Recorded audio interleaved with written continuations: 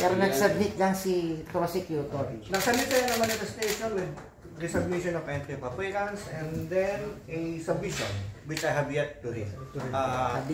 Immediately after this, I'll account this of course to the Senate President and the members of the impeachment court. So, paumentin muna kung di ko pa muna kayo How many pages per ano po? Like the manifestation? The manifestation is 2 pages. The 2 pages pa rin. Lahat po. So, balik But of course, I haven't read it. Dalawang document ang sinabit nila. Yeah.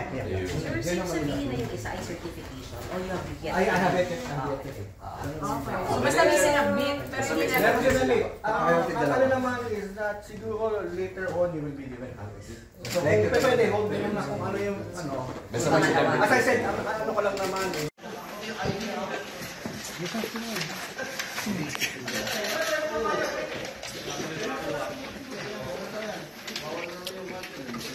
Aantay sila sa'yo, sir.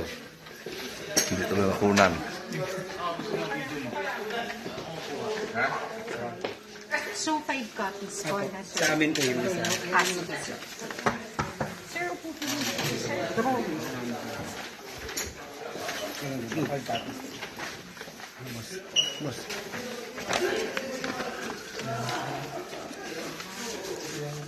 Na-receive na rin po ng office ng dito. Saka, yun sa kanilang loob. 5 copies yun po. Sir, yun po yung certification from the house? Ano lang po, nautosan lang po magpa-receive. Pero, Para galing po siya sa house. ano po po name? Ay, Director Billy Uy po. Billy Uy Yes po, from House of office. Records po. Records. 5 copies yun, sir. 5 copies. Ilang pages daw, sir? Ay, sorry po, hindi namin tinignan. Ano po? Basta po inutusan na po kami ng SECGEN. Ay, pa-receive po.